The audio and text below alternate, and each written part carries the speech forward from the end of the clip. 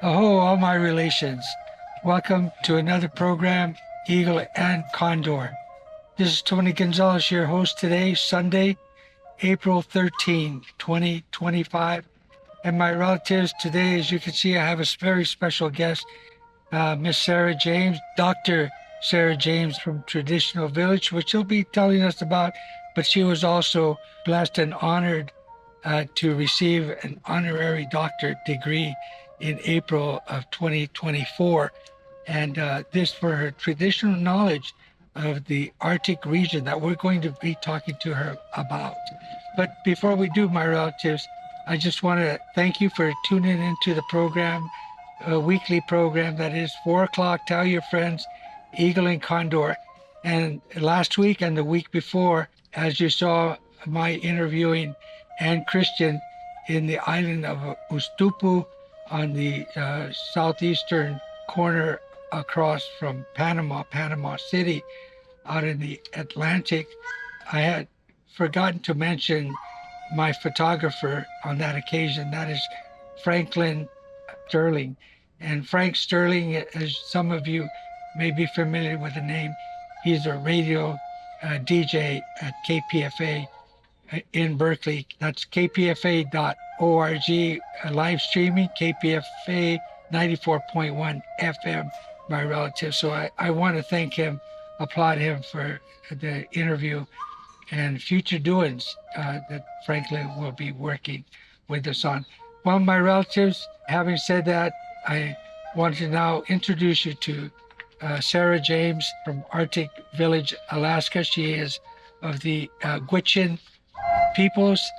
They're 100 miles north of Arctic Circle and directly north from Fairbanks, Alaska, for your geography.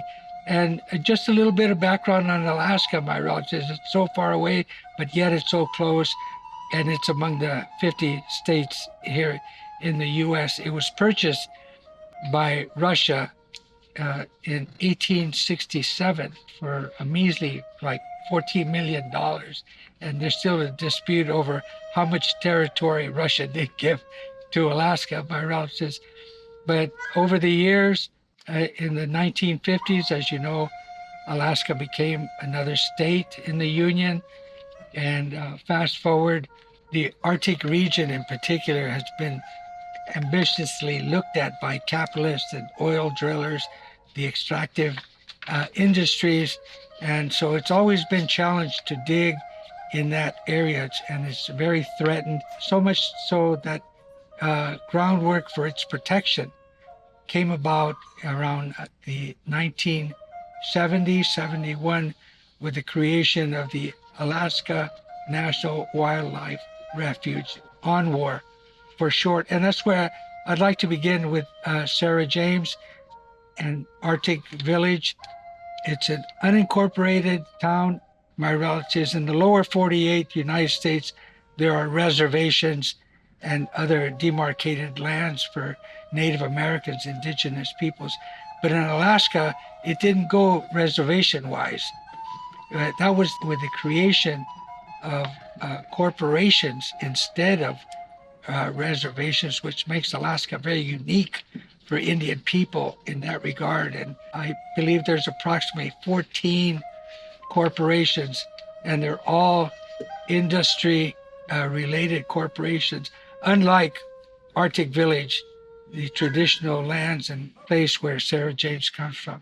And with that, please, Sarah James, if you would introduce yourself, Sarah, from Arctic Village. You're here in the Bay Area, by the way, having spoken. Oh, yes. Having spoken at the 29th Bioneers conference, my relatives, that was held in Berkeley. And Sarah was among the speakers. That Saturday was the 27th, I believe, and she gave her talk there. But this is why I have the opportunity and the great privilege of having this interview here in the Bay Area, San Francisco proper, with Sarah James. Please. Sarah James. I feel very honored and I feel very happy to be back in my old stomping ground here in San Francisco. I lived here from 67 when I graduated from high school to 70. January 19, my father died, so I had to go back to Alaska and never came back until 1989. I think that's when I met Tony through Treaty Council. And since then, we have worked in the Bay Area many times, and we have traveled many places, Africa and Nicaragua, Guatemala. That's few places I already named, and a lot of travel we did together. Together here in the United States. So it's always good to see Tony, and he's always busy keeping up and keeping the history of American Indian movement and also Alcatraz occupation, because I was there. I was going to be the first 82, first 80 got on there, but I was supposed to be, me and my roommate supposed to be on there for 82, but I think we moved or something, so they just went on without us. But I got on that same morning. And I got blockaded there for 5 days. And then that was beginning part of December, so my father died on 19th, so I went back to Alaska and haven't been back. I mean, I haven't came back until 89, so it's been a while, and everything changed on me from that movement to 89, and now even more changes here in Bay Area. So I'm really glad to be back and glad to be with Tony and the family.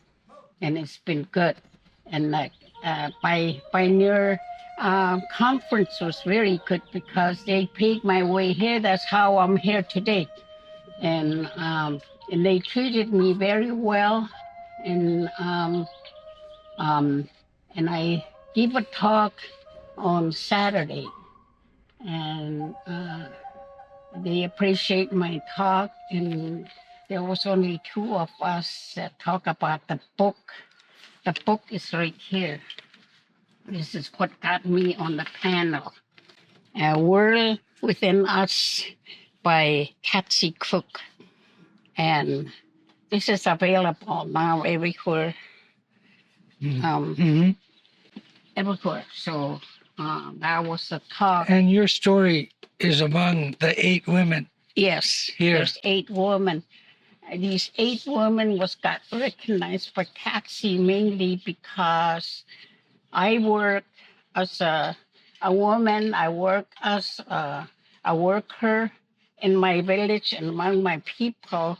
I never got paid for it, and there's no job in the world that would pay any people that's doing that kind of stuff. There's still a lot of us out there, and these people recognize us, so they award us, and now we got a book out. So that will tell the story. And thank you to Patsy, and thank you to everybody that made this book possible. So there is a short story about me in there. So I got some notes because I want to tell everything and I don't want to miss out, so that's why. Okay. My name is Sarah James. I'm honored to be here today in Tony's home. And I'm here on behalf of my people, which is Gujran Nation. I speak for elders and youth and for our relatives who have passed and all those who gave us clearer direction back in 1988, because that's when our nation took a position against gas and oil development within the Porcupine Caribou Calving Ground. Oh, Also for unborn generation of Cochin and to follow, and all the other people, not only us, but for them too. Um, at that time, 1988, it was like a rebirth of the nation for Cochin. And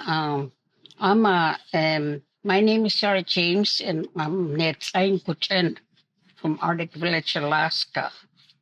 My mother, Martha James, and her parents are Reverend Albert B. Tritt. He ordained through Episcopal Church without him going to ministry. He took the Bible and went out into the wilderness, and he studied on his own. And Creator helped him understand the Bible, and he wrote a journal and also literacy, our own literacy.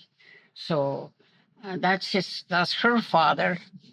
And my father is from Birch Creek, Alaska. It's Arctic Village is way up northeast, and then past Yukon, interior.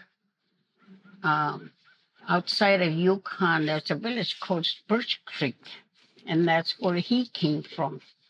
And it was an arranged marriage. And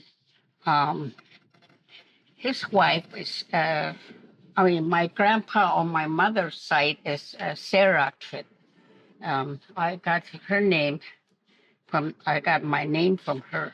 And then from Birch Creek along the Yukon, his parents, my father's parents, is Agnes James and Birch Creek James. That's his name, my grandpa's.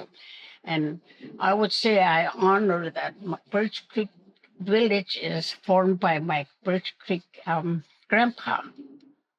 And I'm honored to be named by my grandma, both sides, Sarah Agnes James. And so I grew up on the land around Arctic Village or down lower Yukon, upper Yukon, and over to the east. Maybe I grew up like 50 miles from our nearest neighbor. And that's where, and then that area on the east side is called Shinchik or Salmon River. I spoke only Cochin until 13 years old when I went to school. At that time, there was no running water, no phone. There is still no running water in Arctic Village, just a healthy running water. It's a river. And and no roads and to Arctic Village. There is a road to one of the Cochin villages. I'll tell you more about that. And we hunt and trap and fish and gather.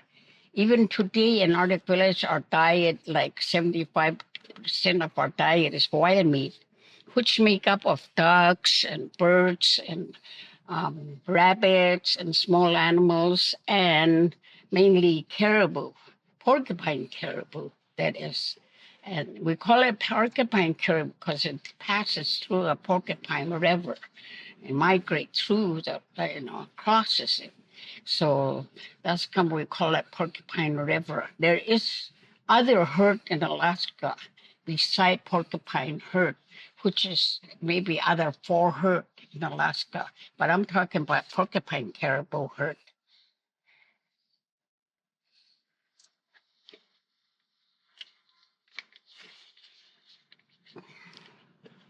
So Arctic Village is the most further north Indian village. Maybe north of us is Inuit. Inuit lives from Siberian, Alaska, Canada, Greenland. They're all Inuit coastal people. And they mainly depend the C for animal, and they do depend on porcupine caribou. That our nearest neighbor up north is, which is Katuvik, and so it's totally different language. Among the Inuit, they got totally different areas too. Got different name. Like north of us is Yupiak.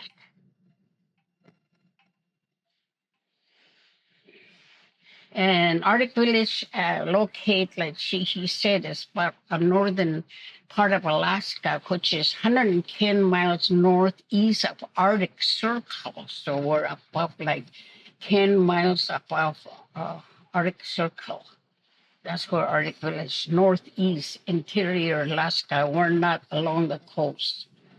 So only then, like I say, Inuit lives there along the coast.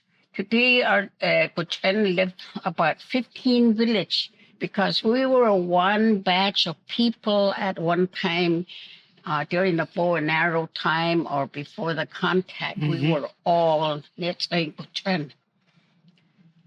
Now we're colonized into 15 villages, some into Canada, some into U.S., because they force us to colonize because our kids have to go to school or else they're going to be taken away.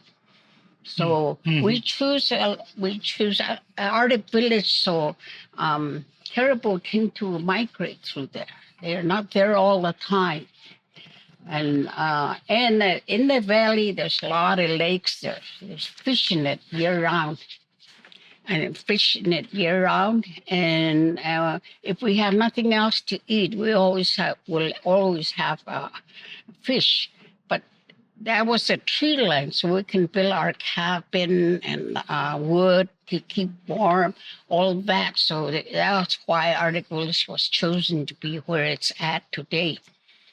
For other reason too, for trapping, to survive, all that kind of stuff. And now the tree line is way past Brooks Range, almost to the coastal plain where caribou go to have their calf. So that's how the weather been changed. And even in my time, I see a lot of growth change. And we are caribou people. We still rely on land, especially porcupine caribou, our way of life. It is our song. We have songs and dance and prayer. It's a prayer, all our songs. And that's mainly about caribou. And we dance with it. And it's in our stories. And it's our food on the table and tools. We still use some of the tools and clothing. We still a lot of clothing, crafts and other stuff.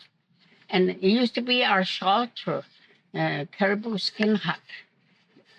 Later on, maybe I'll get to sing the caribou skin hut and the little story. It means everything to us, and caribous are alive. Back before Columbus, we used to live in a skin hut. So there's a skin hut song. And always door to the sunrise, to the east, to honor the sun. And when we dance, we go and follow the sun.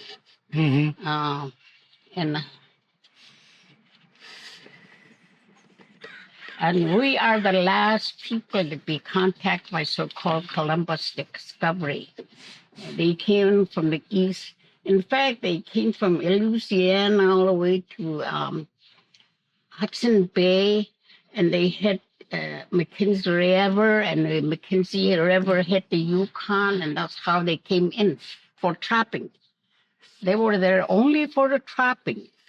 And what did they bring as a poison for a bait? They put liquid strychnine on a bait, and any animal eats on it will die there. Camp robber, mouse, weasel, anything. So that's how And we almost died of starvation. Like any other Indian people, we went through hard times because of changes. And we were healthy, maybe 100,000 put in. That's how many we were. Now today there's only 8,000. So that's how hard it hit us because our area is treeless, it's open country. And we migrate. That's how we gather food and spend winter, how much, wherever we harvest. And that's how hard it hit our people because we were long distance people and very strong people. But our country is not wealthy like other countries does. Like Tlingit and Haida, they're along the southeast of Alaska, Oregon, Washington, Oregon. Mhm. We think they're very wealthy because they got sea to live on and a forest, which we don't. And they got very strong army. So we don't bother with them. Well, anyway, that's how it is. There's Cree as our neighbor, and then Selby, and then Kashoni, which is Tlingit, and then Koyukon, and then New Inuit there. So that's most of those people are surrounding us as wealthier than we are because of the condition they live in. So we mainly depend on the care because migrate through our country and goes back up to the north. It's a cabin ground. That's where Arctic National Wildlife Refuge was born in 1970, I think, or before that. It was named different, something really close to that, but now it's Arctic National Wildlife Refuge. And they passed a law called ANELCA. Nobody, if all the Alaskan Native, this is the way I understand ANELCA.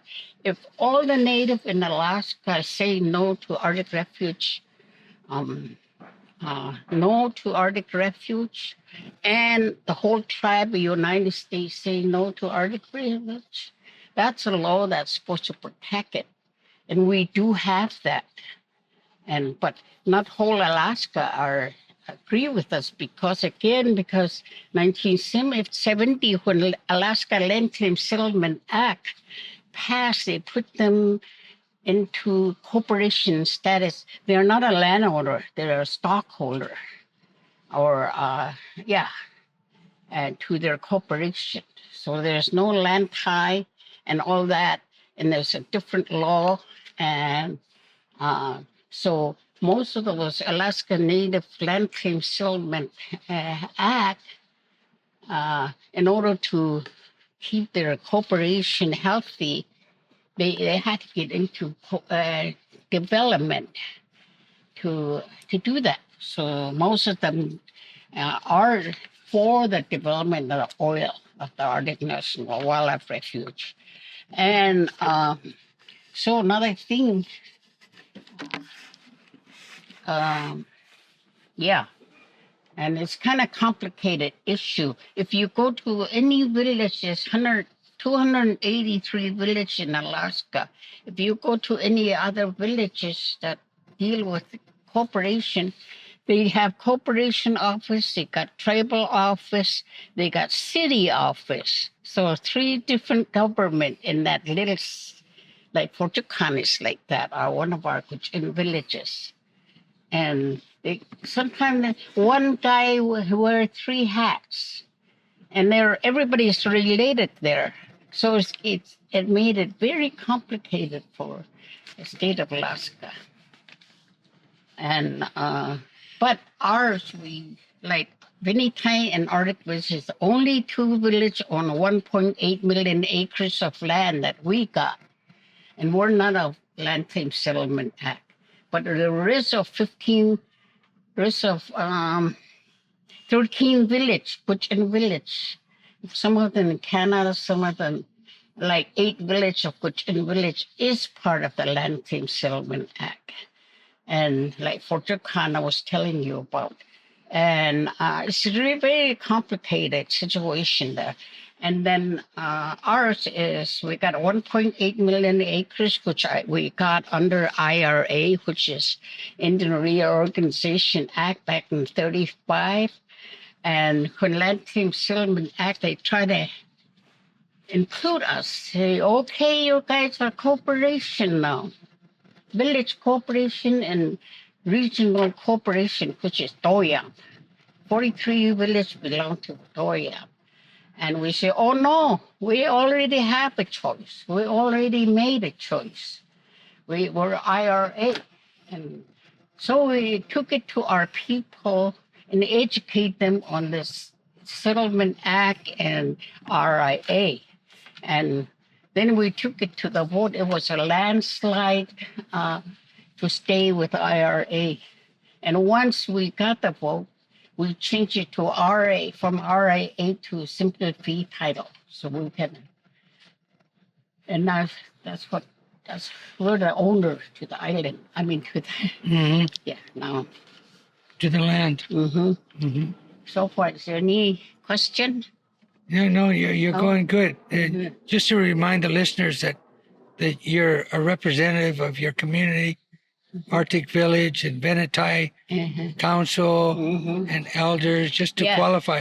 Kind of like here in the lower 48 for Native American rancherias or reservations, we have a preservation officer.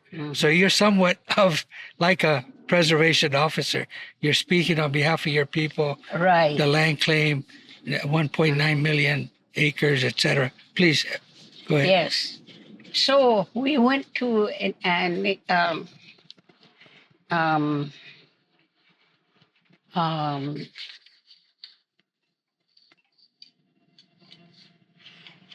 so it's been over 40 years now. We're facing pressure from the Congress and from the oil and gas development to open up the Arctic National Wildlife Coastal Plain to oil. And we the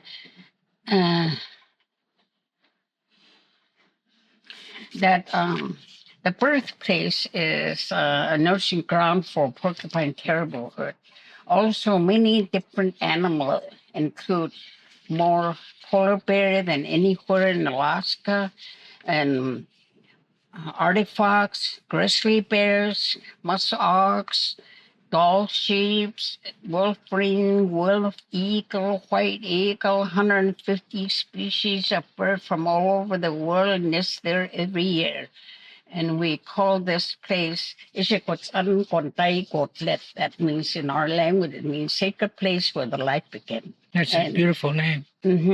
Yeah. And I'm going to repeat myself many times like that. Yeah, sir, if I can interject and emphasize to our viewers what you say, the wildlife that migrates there annually, dependent on that land and territory to be sacred. And exactly. We're talking about birds that come from 150 different species of birds from all over the world. There's different continents. From Africa. At least 5 continents come, including birds from the 50 states alone. Yeah, 50 states got every one bird, at least 50 states. Come and visit your territory. Yeah, every year. Please. So the threat to the caribou was alarm to the elders. And but at that meeting when they all came in by charter plane, they will find their way to go in. But there's 3 planes came in from Canada, carries 23 people,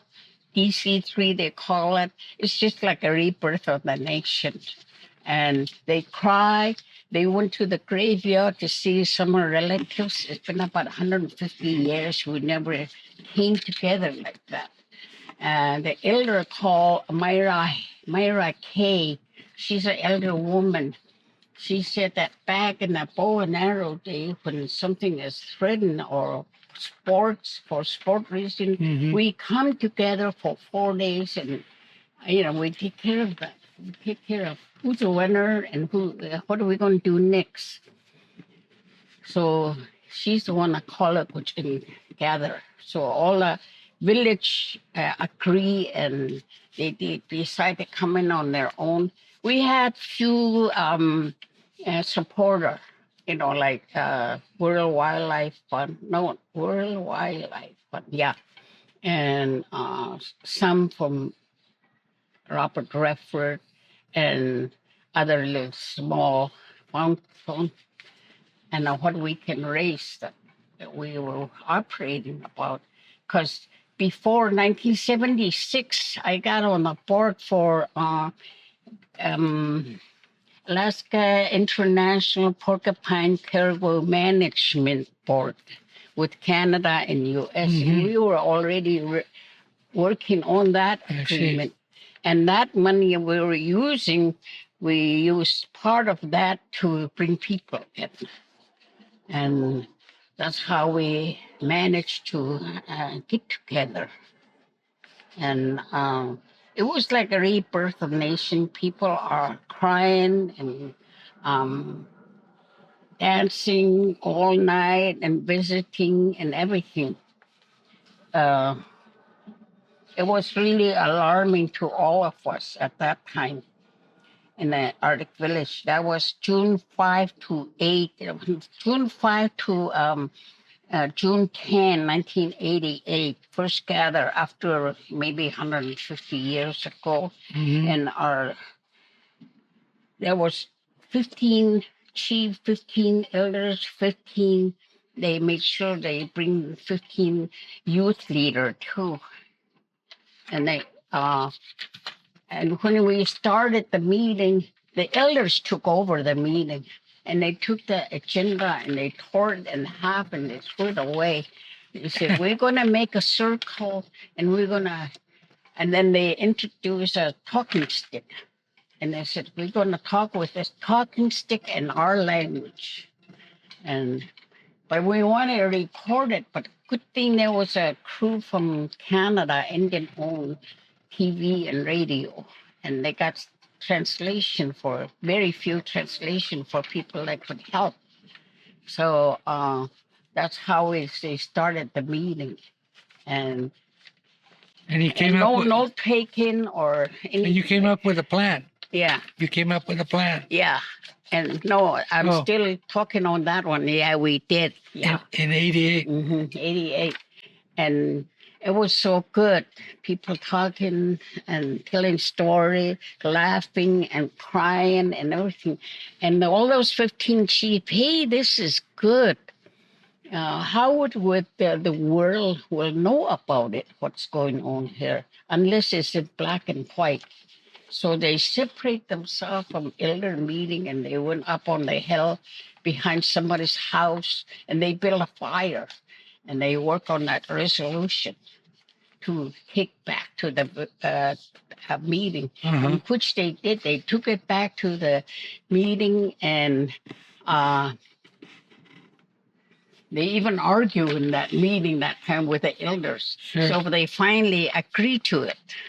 The elders agreed to it, but they gave a direction. We have to do this in a good way. We can't. Their biggest worry is that nobody knows us in those days. They don't know there was Gutchen. They didn't know there is Arctic Village. They don't know Porcupine Caribou Herd or Arctic National Wildlife Refuge. How could we win? Oil company is too huge. Everything around us got to do with oil. How can we fight that? It's too huge. And he said, the only way we can do it is go out and make friends. And to make friends in a good way. Never, fist or talking, building alliances. Yeah, you had to gain alliances. Exactly. So they said, somebody got to do it for us. And they said, those chiefs said, we're too busy at home in our own village trying to protect our tribal members. So we want somebody to do it for us. So they chose 4 from Canada and 4 from U.S. And I was one of them. and they gave us direction to do it in a good way. Why we say no to oil and stay united, no compromise. And that resolution they passed, we had to renew it every 2 years. And it's been happening that all that time. It just got renewed in a circle. Oh, good. It's passed, yeah. So that's what they made decision to. Continue. Uh-huh. Yeah. Yeah.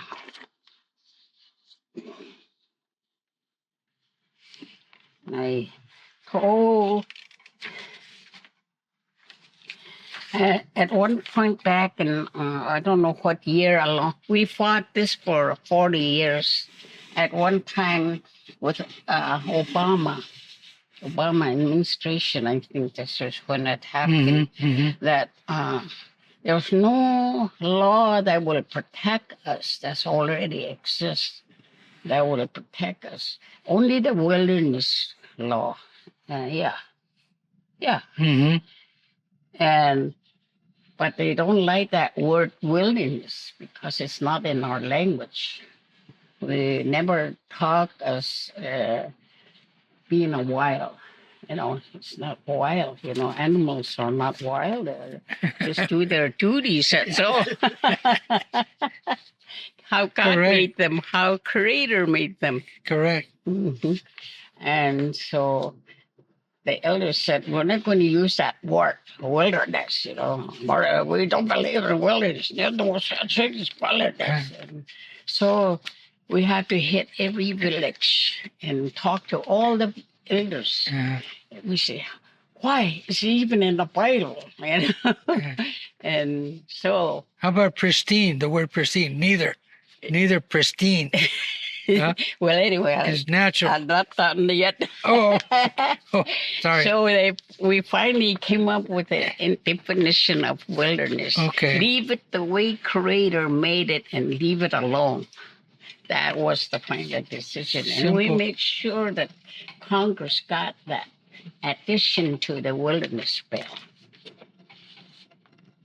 Yeah, but we didn't get it. We had to have. We almost got it during Obama, and they thought they were going to get it because that was House and then House and Senate, and then he signs it. But we didn't have House then. That was the problem.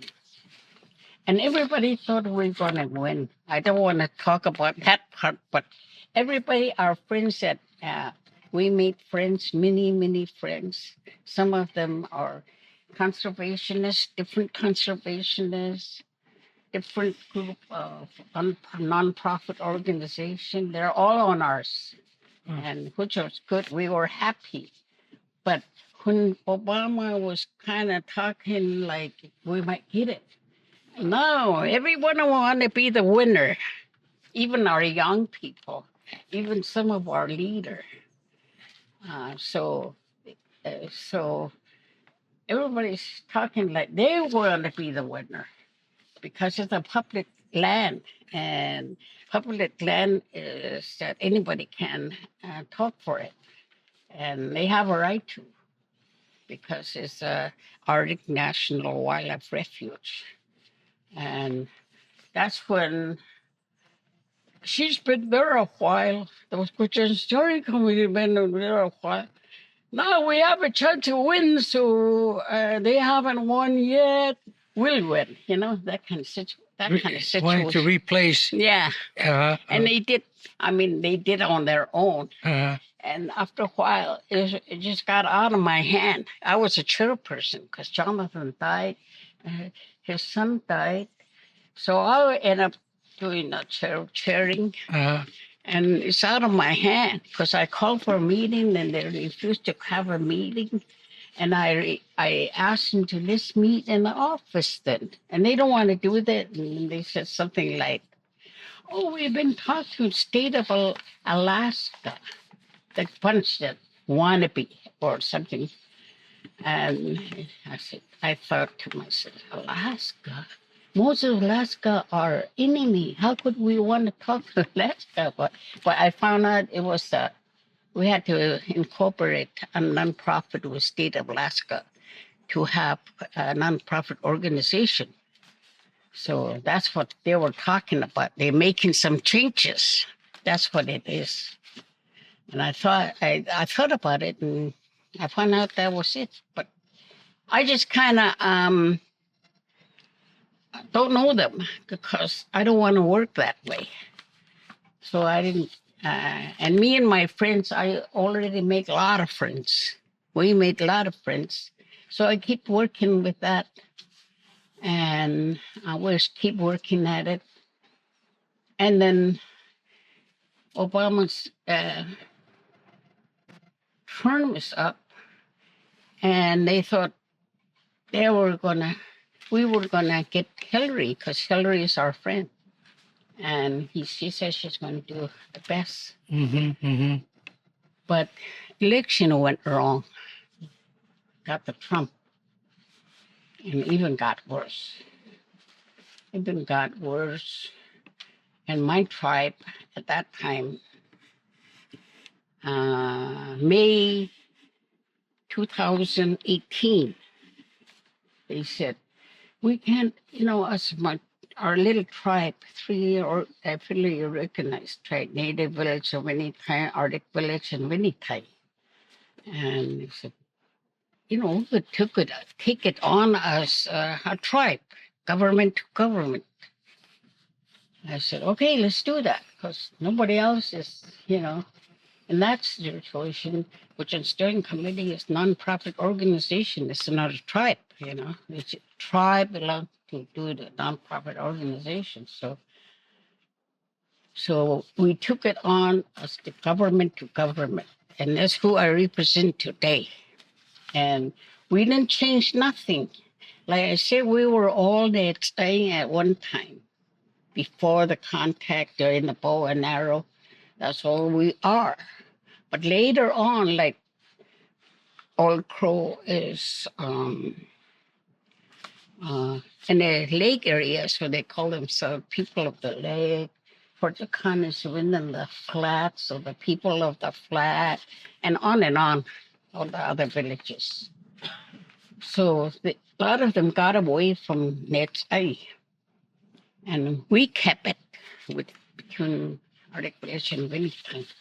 So that's why we took it on as Ned's Eye, which in tribal government to government. We sit right across from our government, and we North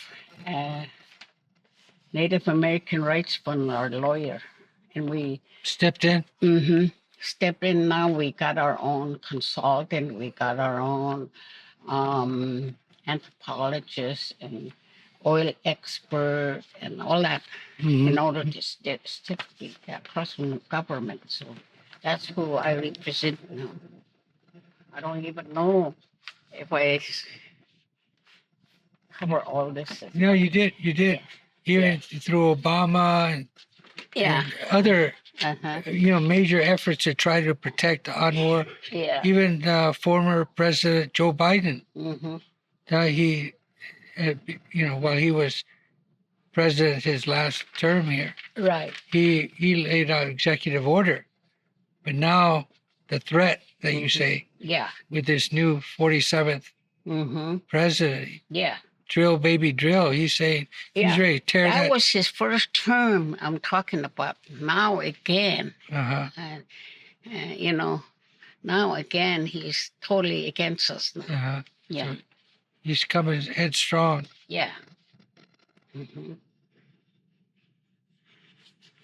So getting the word out,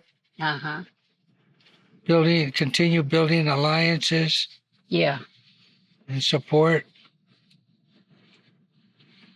So we always thank the God for a sacred creation, and we know the sacred place where the life began will always be protected, and the sacred birthing ground and the nursing ground of Porcupine Terrible we depend on. And why we want that's why we want a permanent protection. And we are the Caribou people, just like Buffalo is to the Plain Indians. And that's what we did when we first took a position. We went to Plains Indian, all their village, all their town, to make sure that are we okay with? Are you guys okay? Are we okay? And they all agree that you know, and we agree on that. There's still they didn't die, buffalo. They're still out there, and they're going to save them. And we don't say anything like their buffalo is gone, so we're going to keep our caribou alive. That kind of stuff. Mhm. We can't talk that way. We got to say they still got the buffalo. They're still spiritually related. They do buffalo dance. They do buffalo clothing. All kinds of stuff. Yeah. Buffalo is making a comeback. Yeah. They're coming back now. They're in the thousands. Mm-hmm. And Sarah, that brings me to the question of the porcupine caribou, the animal that sustains your village and others.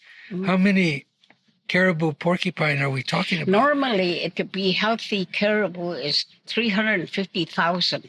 It went down when we first took a position back in 1988. A few years after that, it went down to 128,000. But now it's going back up and fast, going back up to almost 300,000. So it's going back up. And now, like I said earlier, there's 4 herds in Alaska. One of them is porcupine caribou head. They got their own route, and they got their own session. They got their own characteristic, whatever, and each one of herd. Like there's one by the existing pipeline, which is called Central Arctic herd, and they love the oil company would say, oh, they just love that pipeline. And if you will see a lot of picture of porcupine caribou, kind of shady. And that's the springtime because they just had their calf. That's when all the animals lose their winter coat. And that's how come they look shaggy. And when that happens to the Central Arctic herd, the pipeline is right there. They go over there and erupt it gets a pipeline to get rid of that itchy losing hair from the winter. And they call that, they love pipeline. They erupt against it. And then along the pipeline, there's a planted green grass. And they love that. And it's open country and it's breezy, mosquito free. So they feed on that. And that's the place that we're talking about, porcupine caribou birthplace. A lot of people, a lot of other animal likes it because it's mosquito free during the time of birth for all those animals. And they have it's like that all along the Arctic coastline. Sarah, if I may say, it's such a timely cycle. For them to go up there. Because people may know how notoriously infestation of mosquitoes can get in Alaska. You have to wear a net over your face almost, but it's free of the birthing time, no mosquitoes. That's it's perfect. Still cold and the food is there because on this side, up there it's always windy and breezy all winter long, and there's no snow, and most of them is just pile up of snow and drift snow. The ridge, And when the sun come up, that's where their grass grow, and that's what they go for. Ideal. So that's a time to go for, and it's high nutritional. Because the first one that comes with special grass fall on this end, on our side.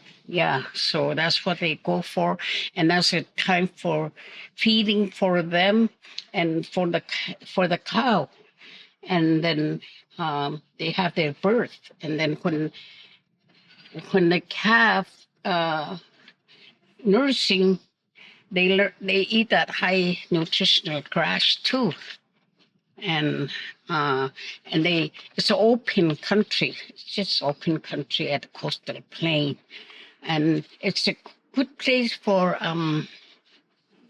caribou to, I mean, the calves to learn how to run. So they run and run and run so they can learn how to run from the predators. Safe they have place. to go through the mountain where all the wolves are having their youngs, eagle and owl, white owl and wolverine and wolf and grizzly bear. Yeah, Those are they're all their- waiting to feast. Yeah. They want to feast. Yeah, they want to feast on calf because they're young and chewy and So soft. when they leave the calving area, Yeah, they're able to run They have to go through this mountain uh, to hit the higher part. the ridge. Yeah, so up there by that time, up on the ridge, their food has grown. And so they could be up there where it's breezy and the food is there without mosquito and down below the mosquito part yet, you know? Until mosquito leave this part, then they can come down and eat. For the rest of the winter. So while they're there exercising, running around, getting their muscles worked up so they can, and they go back. And all these other animals are waiting for their share. So they got to learn how to run. Well, that's a good description. And Sarah, if I may tell the viewers that after this interview with Sarah James, Dr. Sarah James, there's a video, 2004.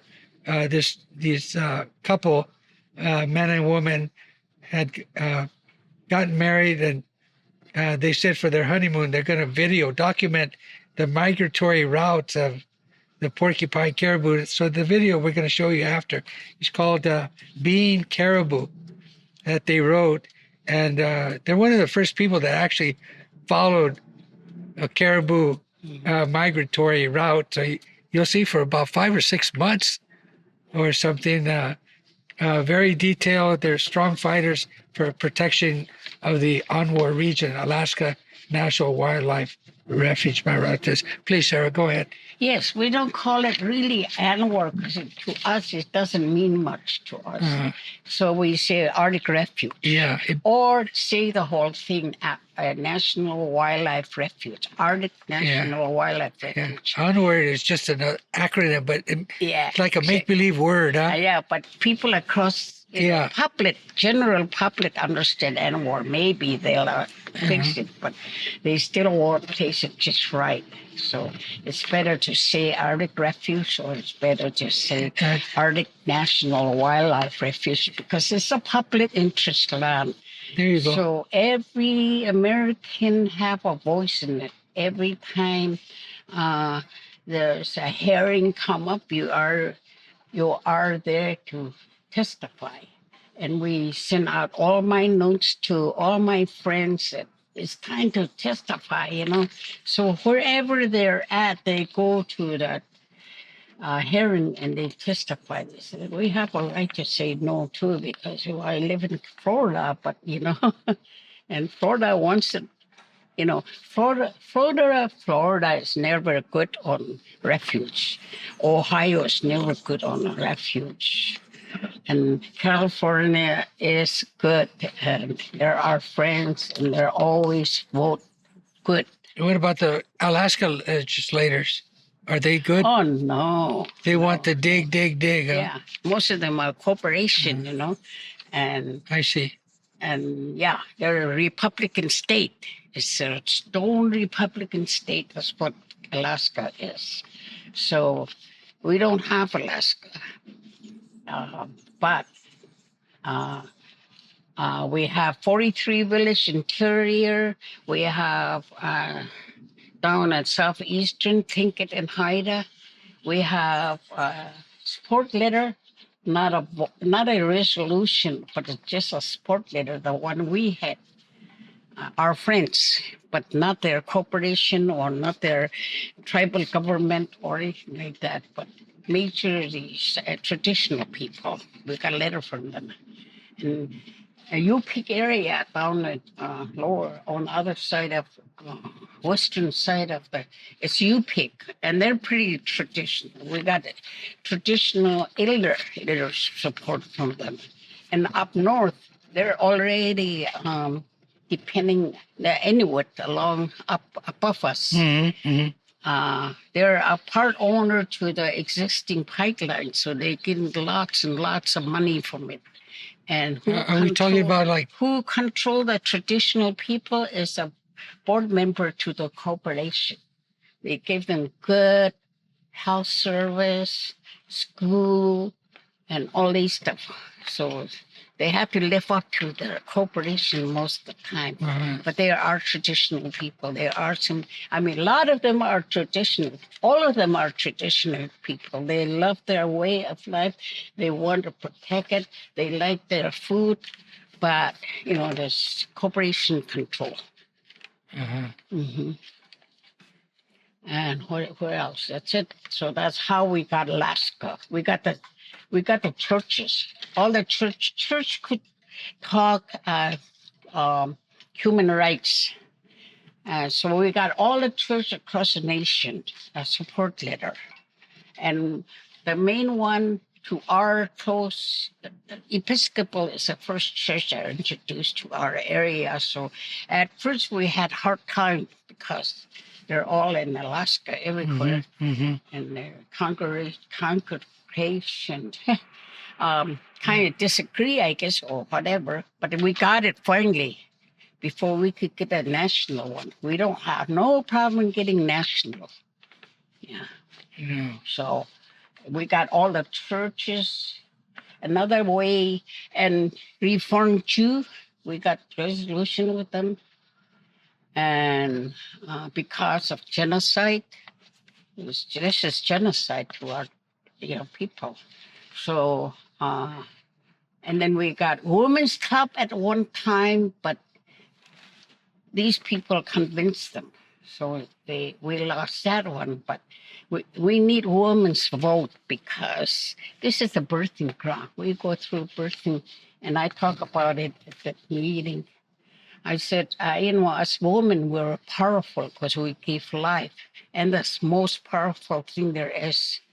And we're powerful. Due to that, when they become a woman in our way, they get them through a lot of tasks or a lot of teaching, so they can use their power, mainly patient, if they get taught to. They have to learn how to understand their man and how to treat their men and stuff like that. That gave men a lot of strength, and that's how it's supposed to be. And so women could be very strong on this issue because we're talking about birthing place. And when I had my son, I want to be where it's quiet, clean, private, and 4 things I wanted. And every life needs that. Yeah, wants that. Yeah. So that's how I talk about it. And we need women. We also need men's group too.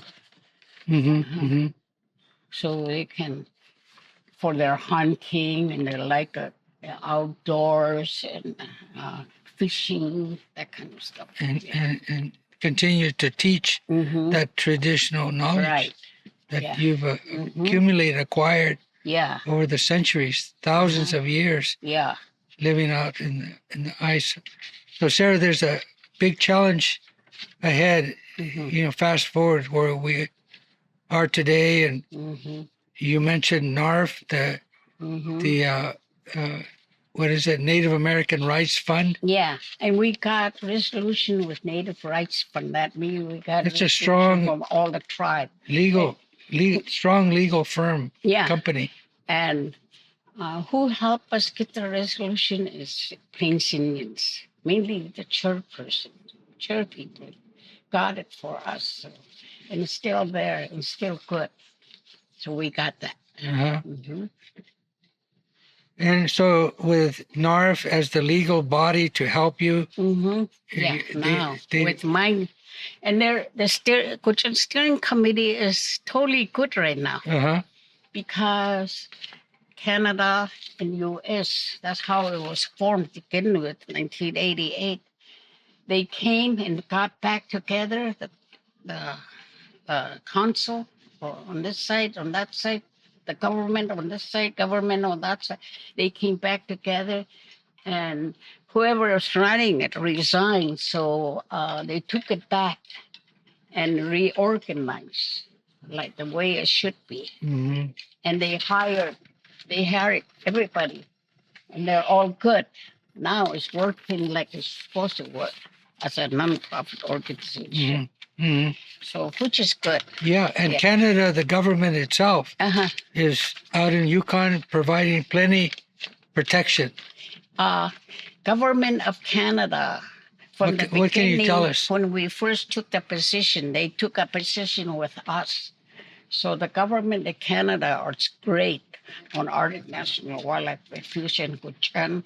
Over there, their village get money for every Cochin village so they can be strong, fighting against no development and everything. They even support them to subsist out there and exercise their subsistence, Mhm. that kind of stuff. Provide. It's great on that side. They got their own porcupine caribou management board that work with the government and that kind of stuff. Mm-hmm. And that International Porcupine Caribou herd that we work on management, we work on since 1976. It passed in we got together in 1988. It passed 1980, no, 19, right after 1988, 1989 it passed. Oh, So wow. there is an international management board with one of our Kuchins sitting in there. Yeah. And they're not that active, so we're really after them too. Mm-hmm. So your people, your Arctic Village in particular, Hmm. Venetai, you have sovereignty, you have a right to self-determination. Yeah. You have the United Nations Declaration on the Rights Right. of Indigenous Peoples article that Mm-hmm. says, that no one to take or exploit territory unless prior informed consent. Mm-hmm. So those are international standards now that the United States and the current 47 has to listen to, and maybe NARF will be one of those to put those articles of the Declaration on the Rights of Indian People out forward. Prior informed consent. If Indian people agree to use your land, to use their land, it's okay. But if Indian people refuse, then they need to abide by that. So it's going to be a struggle to keep that region together, Sarah. Okay. I also mentioned. So while you're looking at that, just to remind our viewers, what we've been talking about, the Alaska National Wildlife Refuge area in the northeastern corner of Alaska, my relatives. And it's a birthing area, not only for the porcupine caribou that Sarah James has so eloquently described to us, its method, its ways, and how they live, but we're talking about migratory birds from 5 different continents, including, as I said, from the lower 48 the states. Birds from practically every state of the nation also migrate there. You have the ox, the musk ox, as Sarah said, polar bear, wolves, all these animals that we don't see, but they're very much alive and need our help and protection. So, Yeah, we're talking about only the 10th of Arctic Ocean coastline. I mean, uh, coastline. Arctic Ocean coastline all the way to um, Russia, you know, we're only talking about 1/10 of that line, that coastline, to be protected. That we were going to protect walrus and whale and fish that comes to the shore. And polar bear is already um, might get on an endangered species because of climate change. A lot of polar bears die. They even go inland further. We even had one go through Arctic Village in Fort Yukon. That's inland quite a bit. They're looking for food, and they're dying because their ice is melted before they can get their seal and fish. And so that because they do swim long distance, but not that far either. No, they can't. Looking for an iceberg or they ice. Can't stay in the water that long either.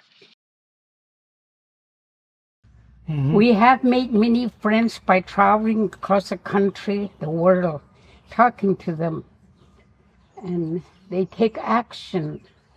That is our strength.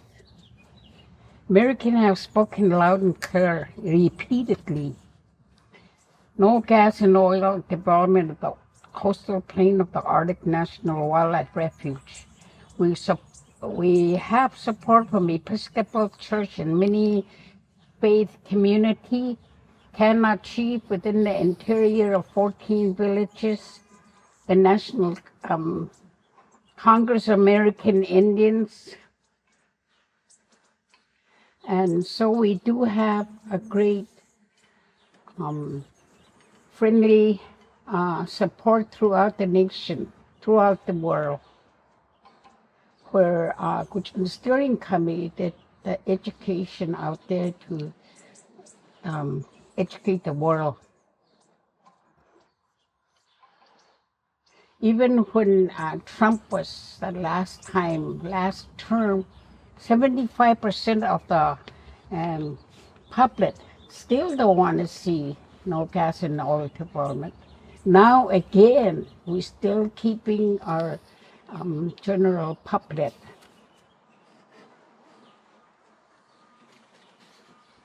So as a woman, we gave birth and have power to give life, powerful, to be powerful. As I gave to my son, I need a clean, quiet, private place to have my, to give birth. And for the rich nourishment, for the beginning of life. That's what we call Eagle&Condor4132025. Climate change is real in Arctic. In my lifetime, I see tree line move north. The whole Arctic, the whole world is happening in everyone's backyard. There is no boundary. In Alaska, there's big three public issue there, which is Ember Road, Pebble Mine, Yukon Flat Development, and Arctic National Wildlife Refuge. Any one of them get development, that means that you're going to get access to public interest land. So once that happens, your backyard is not going to be safe. So across the board, the only answer I gather from elder to work toward clean air, clean water, clean land, and life. This is our life. Nature is life. Only then maybe we might come to a heart and mind about peace. We use less oil until we no longer need to. That's a step toward protecting. Do the 4 R's. Recycle, reuse, redo,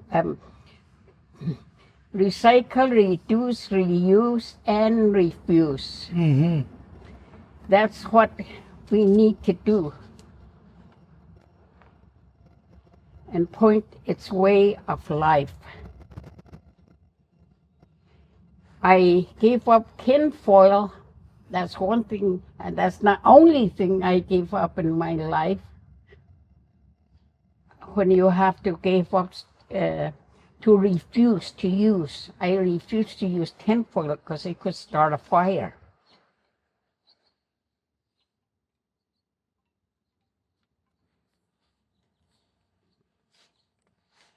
We ask all your help from Permanent Protection for Arctic National Wildlife Refuge. The old good end from way back. Every day we look toward a ball step by the President of the Congress to bring us close to the day when we pass a bill finally to protect the coastal plain of the Arctic National Wildlife.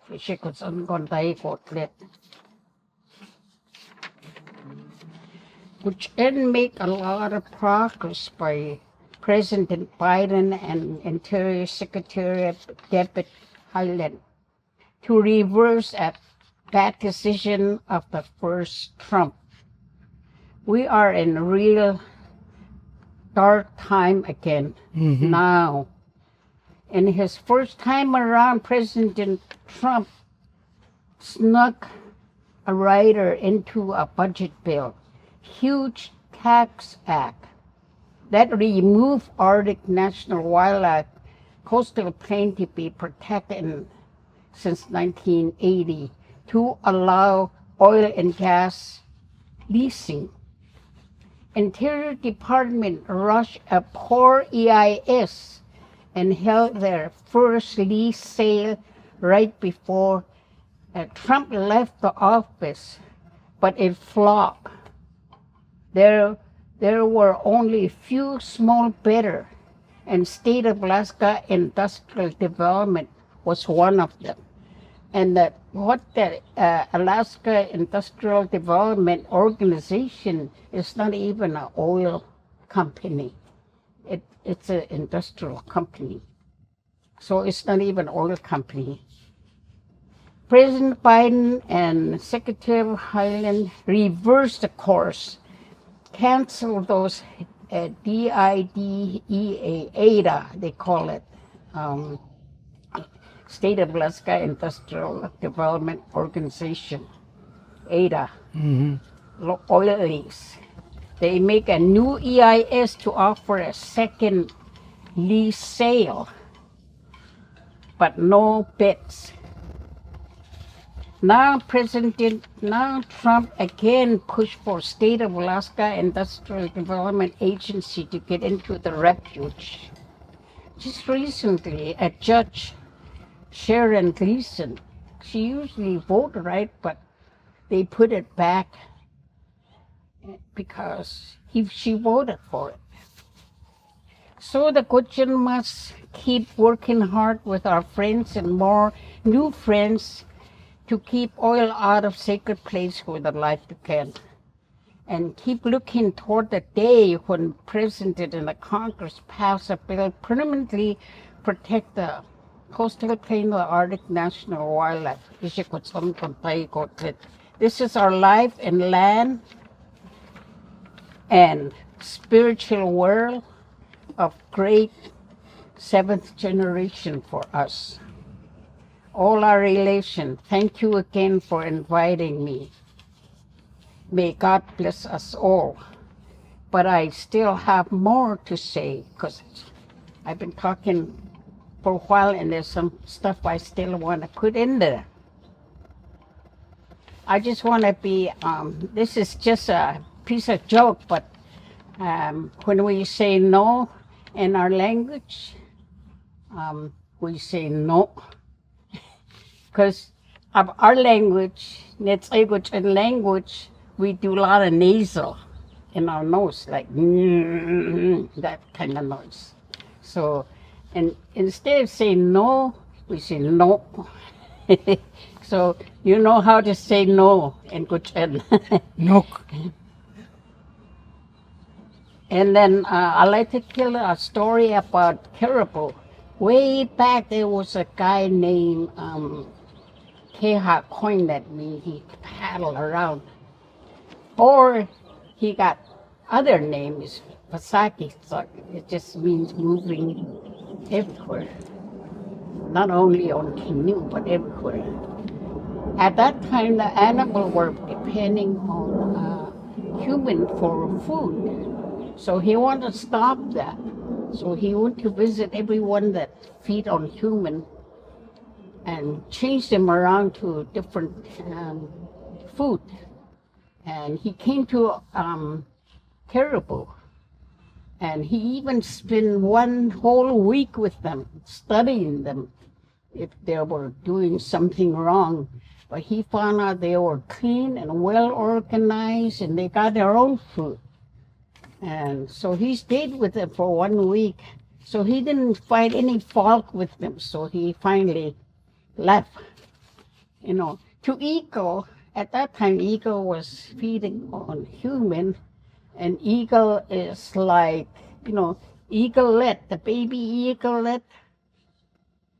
Mhm. That size. Today, eagle is that size. So would you imagine grown eagle then? So he told him, you're going to be that size from now on. And this is going to be your food. And this is going to be your way of life. So that's how eagle is today. For example, he did that to all the animals. So I just want to tell that story that caribou is very special from even way back to be clean. And caribou song, I'm going to sing caribou song soon. Before I talk about caribou's song, I would like to tell people about how I feel about my not degree, but honorary. I can't even say that. Doctorate degree from University of Alaska Fairbanks. When I first heard about it, they asked me about. I said, "Sure, I want it," but it turned out that it's an honor for me, and it still is an honor for me. And that I say, how do we get those degrees? And you say, oh, we ask all the universities throughout the nation, and they agree. And I said, that's really an honor, you know. And I said, what else do you do? And that's how we get people to be honored. And I said, what about what I want, you know? And I said, I like to see my people, my leader, he would agree for me to get that degree. And I also want people that knows me all my life to speak up, you know, give them a chance. Is she, you know, is it good for you that she's gonna get a degree and get answer from them and my family? And I said, that's what I wanted, you know, beside just getting it. And they did. And they did wrote letters, and they did agree. Because I seen from before, people that get really work hard to get a degree, sometimes they come home and they're a big boss, you know, things that we don't know about. You know, they're taught Western way.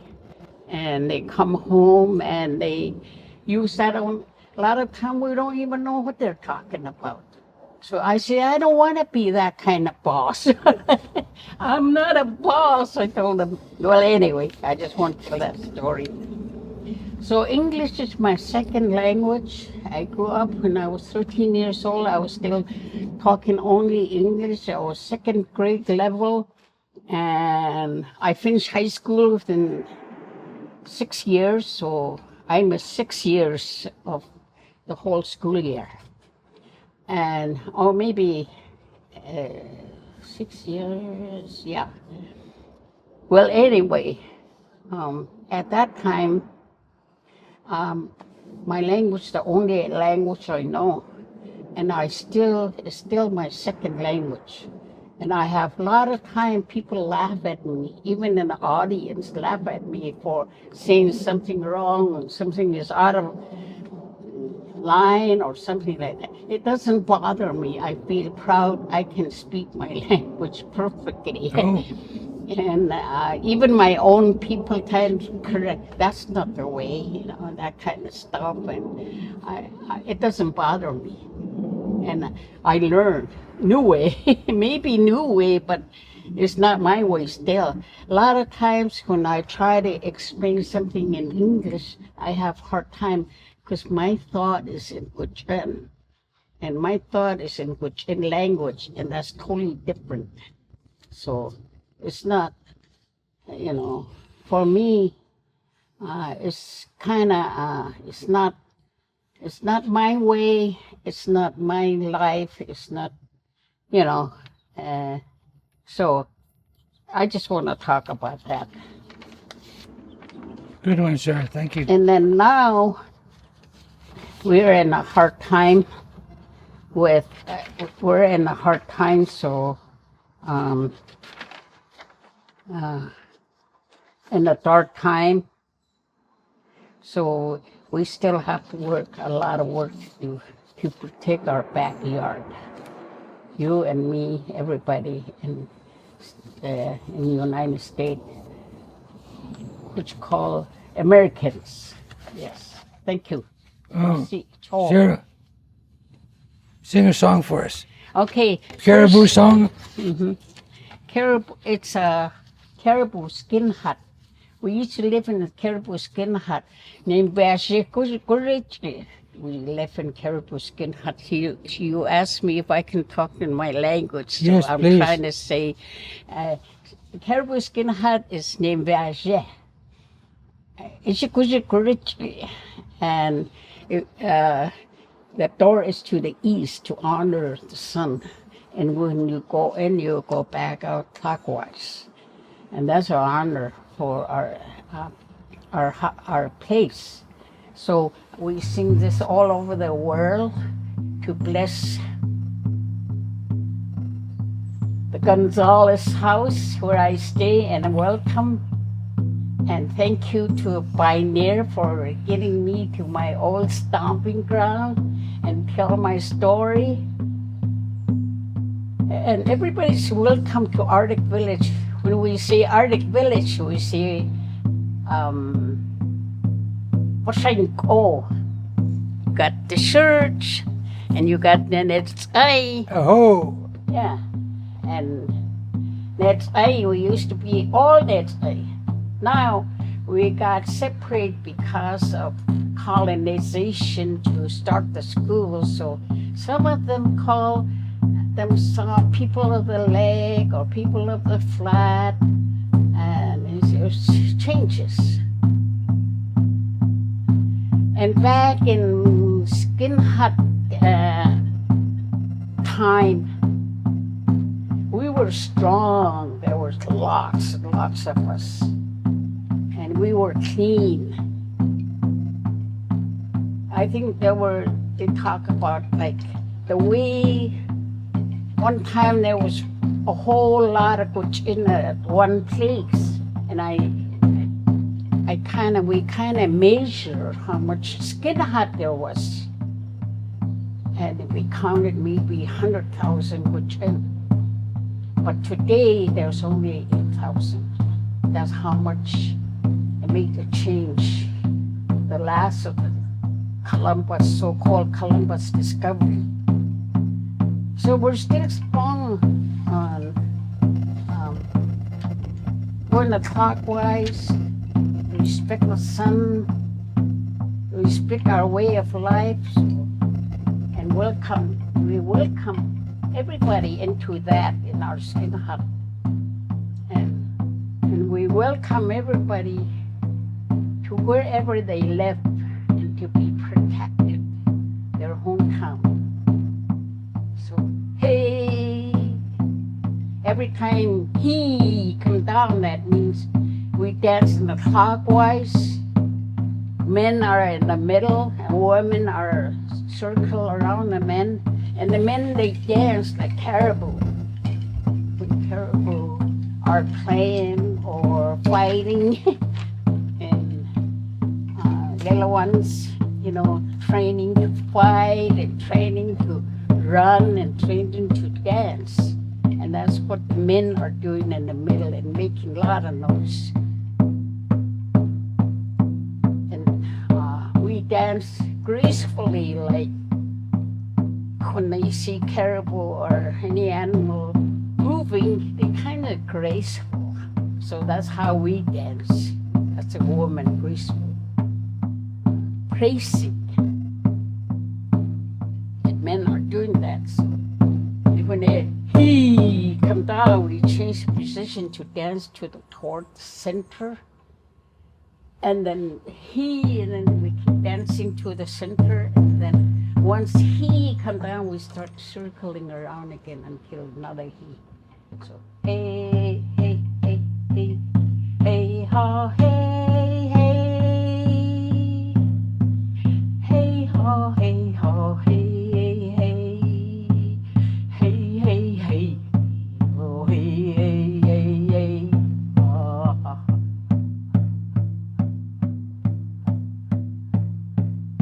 He, hey, ha, hey, hey, hey, ha, hey, hey, hey, ho, hey, ho, hey, hey, hey, hey, hey, hey, hey, hey, hey, ha.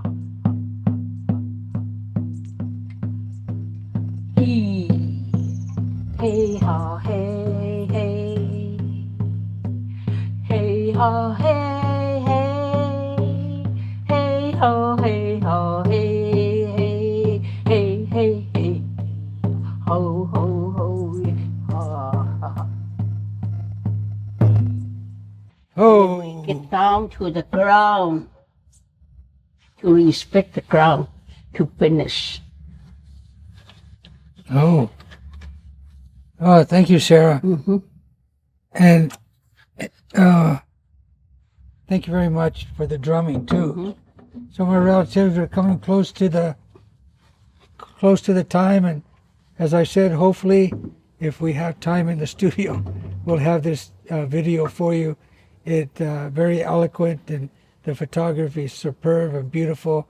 All the animals that Sarah talked about, and certainly the caribou, porcupine caribou, is all there. Their story, the migration by two couples, and this is a National Film Board of Canada production, my relatives. So be sure to watch it.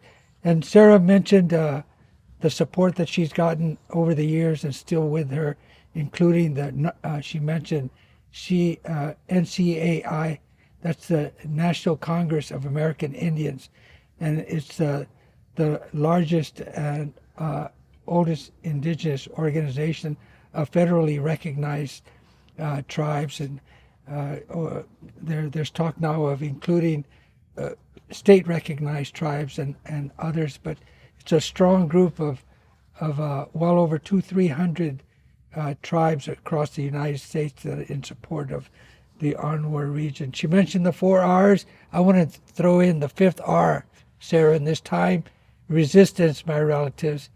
Resistance is not only our existence, but freedom itself is a constant struggle, and that's what we're talking about. Yes. Now, when Sarah talked about this 47th president opening up, that region, and there was no bidders, that's a good signal right there, my relatives, because these big companies, they depend on bank loans from different banks, and as we saw at Standing Rock, North Dakota, the struggle there, and the effort to reach out to banks to not fund these extractive industries any longer, we could help do that, my relatives. So keep an eye on how you can help with Sarah.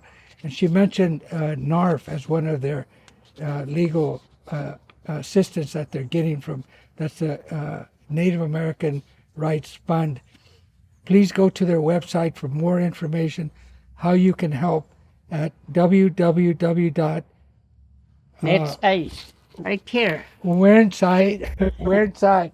But if I can spell that to you, that's at the website at WEARENEETSAII.org. I'll tell you one more time real quick. WEARENEETSAII.org. For more information, you can also ask on the media inquiry there. You can write to Olivia at olivia.sam@narf.org. That's olivia.sam@narf.org. All right, my relatives, I want to thank Dr. Sarah James for coming all the way down and being here for Bioneers and being in my home, blessed my home with her presence. I want to thank my videographer, Marian, and my engineer, Falcone. And I want to give a thanks to Frank Sterling, who did the interview with me with Ann Christian 2 weeks ago that you saw it. And I hope you liked that video. Give us our skeletons, my relatives. So, all right. This has been Tony Gonzalez with Eagle and Condor. We'll see you next week, my relatives.